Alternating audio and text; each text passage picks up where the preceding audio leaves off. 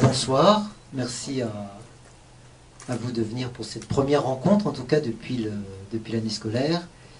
Donc, on est heureux d'accueillir Natalia Trouillet, qui est maintenant directrice de la communication du diocèse de Lyon, et qui a connu aussi, comme ça je me permets d'avoir une petite pensée pour lui, Alain Clavagnier, donc dans le cadre de RCF.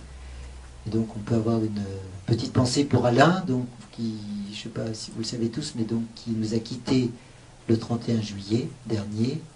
Donc merci Natalia d'être avec nous. Alors première question, pourriez-vous nous témoigner comment vous avez découvert le Christ et l'Église et comment avez-vous formé votre foi chrétienne, votre esprit? Voilà.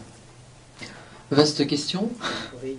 Tout d'abord, effectivement, je voulais revenir sur ce que vous disiez. C'est vrai que j'ai bien connu Alain Clavagnier et que c'est très émouvant pour moi d'être là ce soir dans ces lieux qu'il a hantés pendant des années. Et bon, je suis sûr qu'il regarde avec son air bienveillant habituel depuis là-haut cette soirée. J'aurais tellement aimé qu'il soit là en chair et en os. Bon, voilà. La foi, l'Église, tout ça, j'ai découvert ça d'une manière assez banale au sein de ma famille. Avec des parents qui nous ont emmenés, ma sœur et moi, très tôt, tout de suite à la messe. On était dans une paroisse qui était très impliquée sur les questions sociales. C'était une paroisse grenobloise qui s'appelait, et le terme vous allez comprendre tout de suite, Saint-Paul sans frontières. Voilà, c'est comme ça que ça avait été nommé par l'évêque de l'époque, qui était Monseigneur Dufaux, qui soutenait cette paroisse à fond. Et alors c'était la paroisse de tous les sans, c'est-à-dire les sans argent, les sans papier, les sans reconnaissance de quoi que ce soit. Il y avait une grande banderole quand vous rentriez devant cette église de béton très moderne, qui disait « La misère est une insulte au Créateur ». Donc voilà, d'entrée de jeu, vous étiez mis à la page.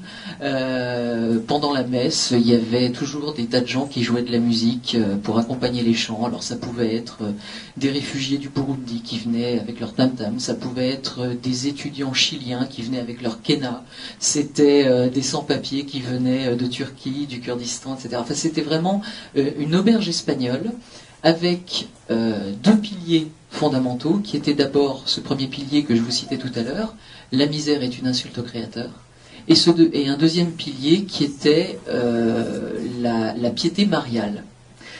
Et ce mélange détonnant, en fait, ça a donné un petit peu ce que je suis, c'est-à-dire que, voilà, ne jamais oublier que quand on est chrétien, ça veut dire qu'il faut aller au maximum dans les périphéries, là où il n'y a plus d'espoir, là où il n'y a pas de foi, là où il y a un grand dénuement, une grande détresse, que ce soit spirituelle ou matérielle. Et puis, Marie, la prière, la méditation intérieure, etc. Voilà. Moi, j'ai apprécié aussi dans ce livre un petit peu le ton que donne l'introduction de Christine Pedotti, oui. Un petit peu vos deux témoignages qui n'auraient peut-être pas eu le même relief, entre guillemets. Donc elle, dans son intro, on la sent un peu décontenancée par vos témoignages et votre positionnement, entre guillemets. Et même si elle reconnaît chez vous un élan social, comme vous l'évoquez là tout à l'heure, une attention à la justice sociale, elle vous classe, je la cite, comme moderne, marquée par l'individualisme, l'individu avant le collectif, dit-elle. Est-ce que vous reconnaissez dans cette vision? Là encore, grande question. Je sais pas, on a 2 heures, 3 heures? Non, mais... Ce qu'il faut savoir, en fait, la rencontre avec Christine Pedotti, elle s'est faite par le biais d'Internet. C'est-à-dire que il y a un site de la Conférence des Baptisés de France.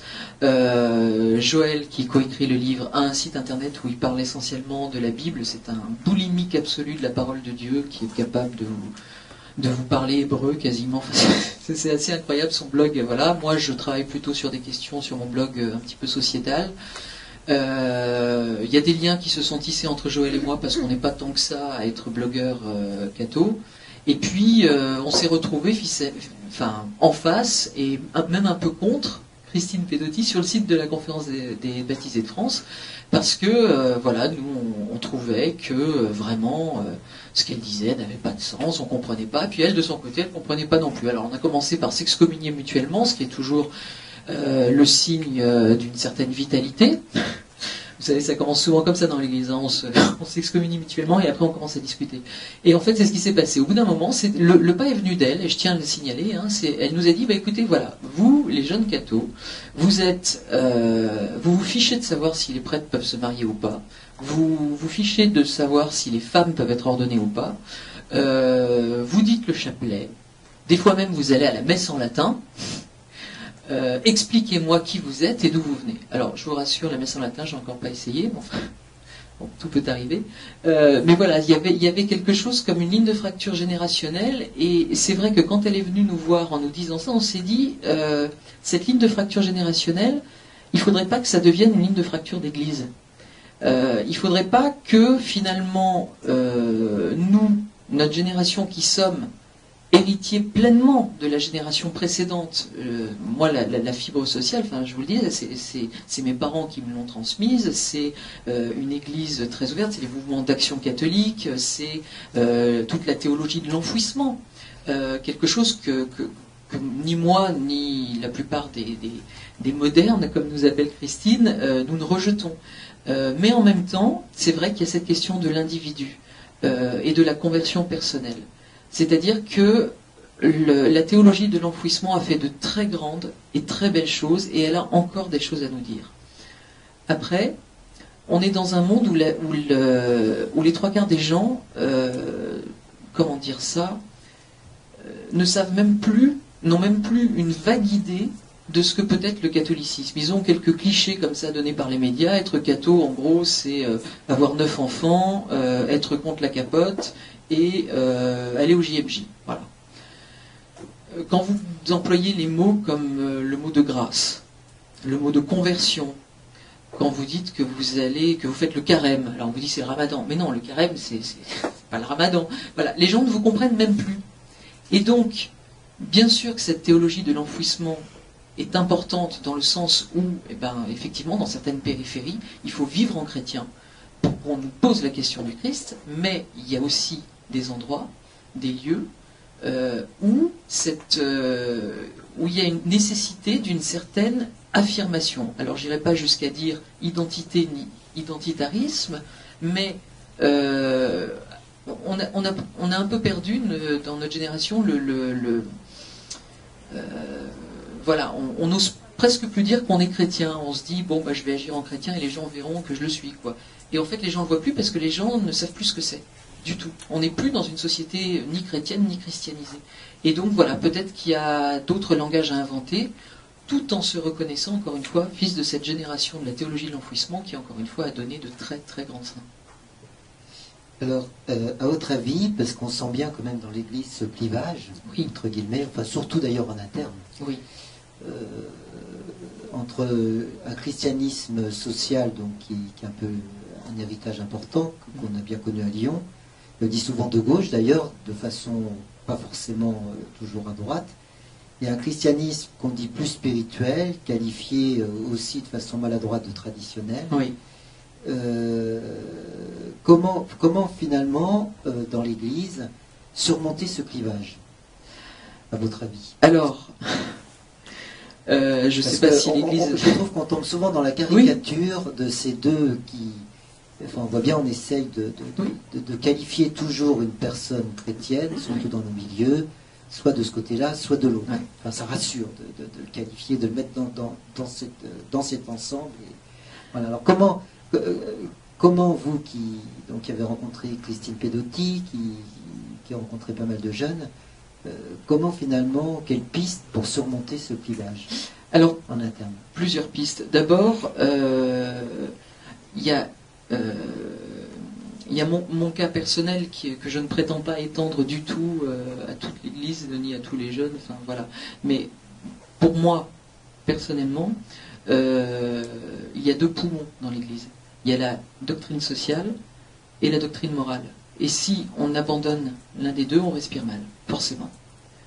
C'est vraiment quelque chose en quoi je crois. Après, moi, ce qui me frappe dans les 2000 ans d'histoire de l'Église, c'est que vous avez de la place pour quelqu'un comme Saint Vincent de Paul, Frédéric Ozanam, et puis de l'autre côté, Saint Louis-Marie Grignon de Montfort, Saint Bernard de Clairvaux. Enfin voilà, le génie du catholicisme, c'est qu'il y a de la place pour tout le monde et il y a la place pour toutes les vocations.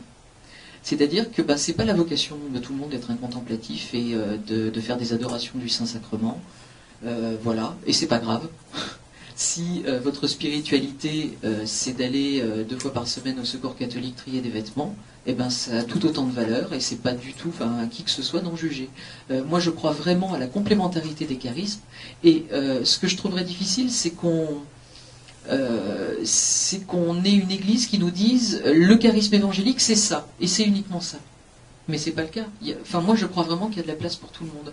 À partir du moment où on accepte que le charisme qu'on a la chance d'avoir n'est pas le seul valable, et que, après tout, d'autres peuvent très bien trouver leur place et leur charisme à leur tour. Alors, un petit peu toujours dans ce même esprit, Christine Pedotti évoque avec stupeur et peut-être même tremblement, comme je l'ai fait, le rapport à la vérité avec un grand V de cette jeune génération de chrétiens. L'obéissance d'abord, dit-elle, évocation qui signifie pour elle se la fermer, ne plus débattre sur des sujets comme le mariage des prêtres, etc. Et qui pourrait se résumer à 2 attitudes apparemment opposées, obéir ou réformer. Alors qu'en pensez-vous ? Vous allez vous en douter, je ne suis pas tout à fait d'accord avec ça. Moi je crois que jamais personne ne m'a empêché de débattre dans l'Église. Je me sens personnellement très libre. Simplement, il se trouve qu'à titre personnel, je ne vois pas grand intérêt à la question, par exemple, de la prêtrise des femmes. Mais ça m'est complètement personnel. S'il y avait des hordes de femmes qui prenaient d'assaut les séminaires en disant on a la vocation, et puis qu'on voyait des charismes incroyables sortir de ces femmes, je me dirais, là, l'Esprit Saint est en train de nous dire quelque chose. Aujourd'hui, il me semble que c'est pas le cas et que la question, elle n'est pas forcément là. La question du mariage des prêtres, je me dis, les prêtres, après tout, globalement, ils sont quand même prévenus quand ils rentrent au séminaire et même pendant leurs 7 années d'études que le mariage, c'est pas possible. On leur met pas le revolver sur la tempe en disant, attention, si tu te maries, tu te prends un pruneau. Après, qu'il y ait des accidents de parcours, qu'il y ait des personnes, qu'il y ait des trajectoires de vie plus ou moins courbes, plus ou moins difficiles, etc. Ça, après, ça n'empêche pas de faire de grands seins non plus. Je suis très relax sur la question, quoi. J'ai pas l'impression que l'Église ne soit pas un lieu de débat, d'une part, et d'autre part, pour moi, obéir, ça veut pas dire tout gober. Ça veut dire tout simplement que moi j'ai 37 ans, l'Église elle en a 2000. En regardant les choses comme ça, finalement, je me dis qu'elle a dû réfléchir un petit peu plus longtemps que moi. Et que ça s'éprouve finalement ce que dit l'Église. Quand l'Église dit quelque chose sur, par exemple, sur la contraception, j'essaye. Je vois si ce que l'Église me dit est vrai et bon. Si, en l'éprouvant, je me rends compte que c'est pas que ce qu'elle dit c'est pas vrai, c'est mon libre arbitre en dernier ressort, comme disait saint Thomas d'Aquin, qui voilà. Et ça, c'est très évangélique, c'est très d'église que le libre arbitre est le dernier mot. Donc, moi, j'ai pas vraiment de problème de conscience là-dessus. Et surtout, l'obéissance, alors ça, c'est vraiment sur le plan mystique. Moi, je suis... le passage d'évangile qui m'a le plus marqué, c'est ce qu'on appelle l'agonie du Christ au mont des Oliviers, c'est-à-dire cette nuit terrible où il est seul. Les quelques disciples qui 2 heures avant faisaient les marioles en disant « Ouais, on tuera jusqu'au bout, on prendra l'épée pour toi, etc. » Qu'est-ce qu'ils font? Ils dorment. Il les réveille en leur disant « En gros, ça va pas, j'angoisse. » On nous raconte qu'il a des larmes de sang, des gouttes de sueur et de sang, ce que les psychiatres connaissent bien dans les psychoses d'angoisse extrêmement fortes. Et les autres, ils se réveillent un peu, ils disent « Ouais, ok », puis ils se rendorment. Il est d'une solitude absolue. Et là, il interroge Dieu, il interroge le Père et il lui dit je t'en prie, éloigne de moi ce calice. Et puis finalement, il rentre dans l'obéissance. Et l'obéissance dans l'Église, pour moi, c'est se configurer à cette obéissance-là du Christ, c'est-à-dire boire un breuvage d'une amertume parfois terrible, quelque chose qui nous rassemble finalement, qu'on soit plutôt tradit ou plutôt progressiste dans l'Église, c'est qu'on vit l'expérience de l'Église crucifiante. Les tradis vous diront regardez comme on est maltraité, les évêques veulent pas nous donner de paroisse. paroisse. Oui, moi j'entends ça, pas forcément à Lyon, mais j'entends ça vraiment souvent. Et puis on veut pas nous réintégrer dans le giron de l'Église alors que machin, etc. Bon.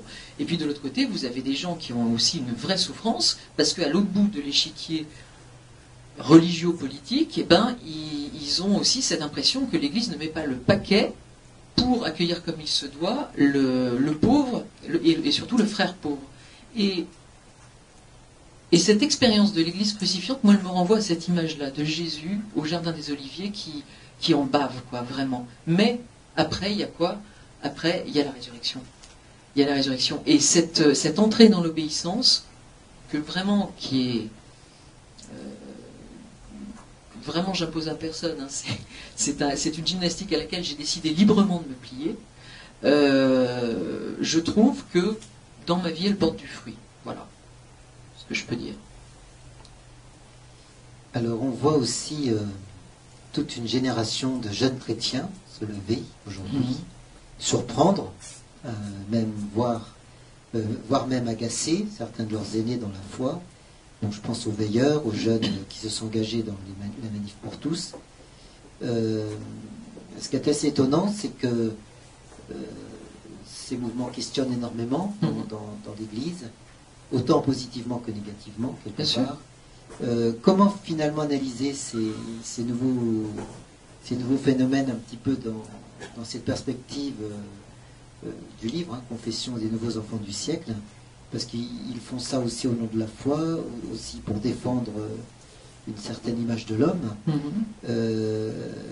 Donc l'Église est-elle en train de changer radicalement? Est-ce un signe de l'Esprit de Dieu qui souffle là où on l'attend le moins? Comment vous analysez un petit peu ces phénomènes aujourd'hui? Pour moi, c'est un début de quelque chose, mais c'est pas suffisant. Je m'explique. Lors de la bataille du mariage pour tous, je me suis engagée à titre personnel contre. Voilà, c'est dû aussi à mon histoire personnelle. J'ai été adoptée. La question de l'adoption par des couples homosexuels, c'est quelque chose, voilà, qui résonne d'une façon un peu particulière dans ma chair, dans celle de mon mari aussi, comme je le dis dans le livre. Nous sommes tous les deux adoptés, ma sœur aussi. Enfin, après, ça s'arrête là. Et du coup, voilà. Donc, il y avait des raisons de foi, il y avait des raisons anthropologiques, il y avait des raisons tout à fait personnelles. Bon, comme d'autres personnes ont pu s'engager pour d'autres raisons personnelles, et je le conçois très bien. Moi, ma question, c'est oui, effectivement, il y a une certaine génération qui s'est levée à ce moment-là. Mais, et ça c'est mon côté centriste, moi j'attends de cette génération qu'elle se lève avec la même force et avec la même ferveur sur tous les sujets chrétiens.